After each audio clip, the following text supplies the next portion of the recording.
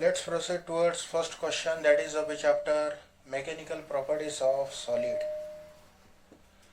हमारे पास पहला क्वेश्चन है, when the temperature of a gas is constant at 20 degrees Celsius and pressure is changed from P1 equal to 1.01 into 10 की power 5 Pascal to pressure P2 equal to 1.165 into 10 की power 5 Pascal. The volume changes by 10%. bulk modulus of a gas is what? इस particular question का जो की concept है, कुछ ने formula put out करना है, आंसर ऑटोमेटिक आ जाएगा. इसका जो पर्टिकुलर है हमारे पास, जैसा कि हमें पता है, बल्क मॉडुलस हमारे पास क्या होता है, minus pressure upon delta V by V. Delta V by V हमारे पास गिवन है, दैट इज 10. किधर गया हमारे पास, that is 10%. Volume changes by the 10% है, तो हमारे पास इधर माइनस प्रेशर कितना गिवन है, चेंज इन प्रेशर आता है इधर. तो change in pressure equal to minus P2 minus P1 आ जाएगा. As a result volume decrease out हो रहा है, तो निगेटिव साइन के साथ आ जाएगा हमारे पास, दैट इज 10. सब्सटीट्यूट कर दीजिए वैल्यू को, हमारे पास आंसर ऑटोमेटिक आ जाएगा. सिंपल सा कॉन्सेप्ट है, फॉर्मूला यूज आउट करना है.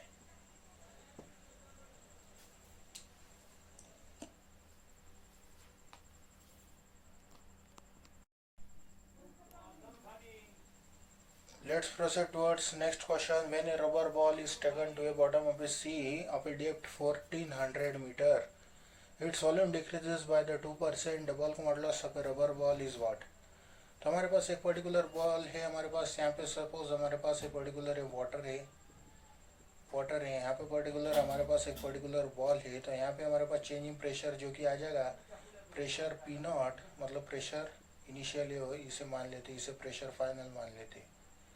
तो इन दोनों का जो डिफरेंस है रो जी एच के इक्वल हो जाएगा. तो यही पर्टिकुलर हमारे पास चेंज इन प्रेशर आ गया, that is rho g h. हमारे पास कितना गिवन है, वॉल्यूम डिक्रीजेस बाय द 2%. 2% क्या हो जाएगा, डेल्टा वी बाई वी हो जाएगा हमारे पास. तो ऑब्वियस से बात है, हमें डेल्टा वी बाई वी मिल गया, चेंज इन प्रेशर मिल गया, तो हम बल्क मॉडुलस हम निकाल सकते हैं, जो कि होता है हमारे पास, that is minus of change in pressure upon delta V by V. Volume obvious से बात है डिक्रीज हो रहा है, तो निगेटिव आ जाएगा इधर, निगेटिव कैंसिल आउट हो जाएगा. Delta P and delta V by V का वैल्यू हम पुट आउट कर देते हैं, दैट इज रो पे वाटर होता है 1000, क्योंकि ऐसा यूनिट में पुट आउट करना होता है.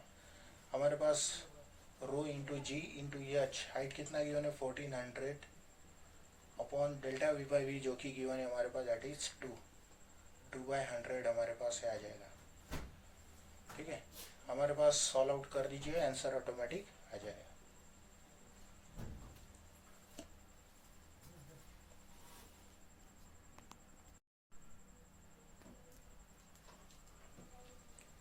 Let's proceed towards next question. The breaking stress of the aluminium is 7.5 into 10 की power 7 Newton per meter square. The greatest length of a wire that can hang vertically without breaking is what? Given density of a aluminium is 2.7 into 10 की power 3 kg per meter cube. तो हमारे पास एक particular aluminium का जो wire है हमारे पास hang है, तो हमारे पास इस पर हमारे पास जी लगेगा, तो इसका हमें ब्रेकिंग स्ट्रेस बताना है. तो जैसा कि हमें पता है, ब्रेकिंग स्ट्रेस है जो होता है हमारे पास, that is rho into g into L maximum होता है. तो हमें यही बताना है कि the greatest length of a wire कितना ले कि हमारे पास विदाउट ब्रेकिंग हो. तो हमारे पास सेल मैक्स हमें फाइंड आउट करना है. Density of a wire aluminium given है, जी हमें पता है, ब्रेकिंग स्ट्रेस गिवन है. सब्सटीट्यूट कर दीजिए वैल्यू का, आंसर ऑटोमेटिक आ जाएगा.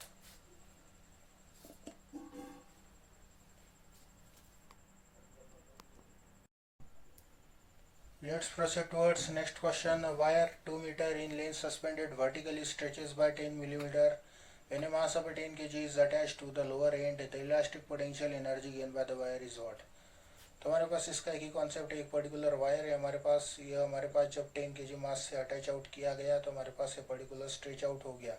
तो इसमें हमारे पास कितना पोटेंशियल एनर्जी स्टोर्ड है, यही हमें फाइंड आउट करना है. तो potential energy stored is given by half into force into elongation.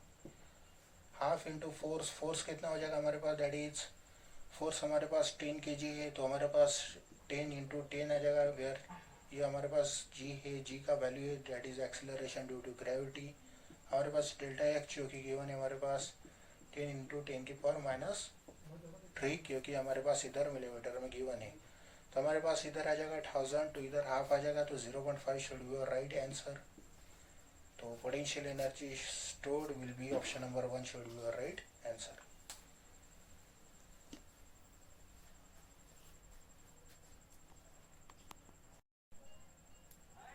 Let's proceed towards next question. A wire of a length L and cross section area A is made up of a material of Young's modulus y. The work done is stretching wire by the amount x will be what? तो जैसा कि मैं पता है work done is stretching is given by half into force into x. Similar formula है हमारे पास where x is elongation.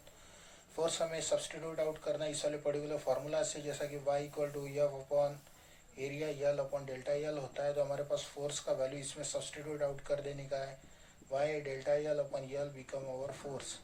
तो हमारे पास हाफ इंटू फोर्स जो कि है Y delta L upon L, Y A delta L upon L into x, where x is elongation that is delta L. So हमारे पास यहाँ पर डेल्टा यल का स्क्वायर आ जाएगा। तो हमारे पास डेल्टा यल जो कि हमें यहाँ पे गिवन है दैट इज एक्स, तो एक्स स्क्वायर आ जाएगा।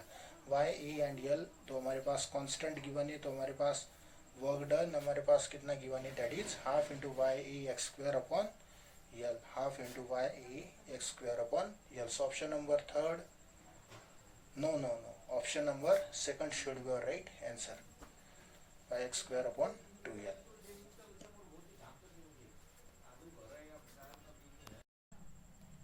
Let's proceed towards next question. The correct pair is, हमें करेक्ट डेफिनेशन बताना है हमारे पास। Change in shape is a longitudinal strain. Longitudinal strain हमारे पास लेंथ से रिलेटेड होता है, तो ये गलत हो गया। चेंज इन वॉल्यूम, तो ये तो बल्क स्ट्रेन, तो यहाँ पे शेयर स्ट्रेन, ये भी गलत हो गया। Change in length, bulk strain नहीं, longitudinal. Reciprocal of a bulk modulus is compressibility, so this definition is our right answer. ध्यान में रखने का कॉम्प्रेसिबिलिटी होता है या पर्टिकुलर का मैग्नीट्यूड हमारे पास आता है रेसिप्रोकल ऑफ बल्क मॉडुलस करने से।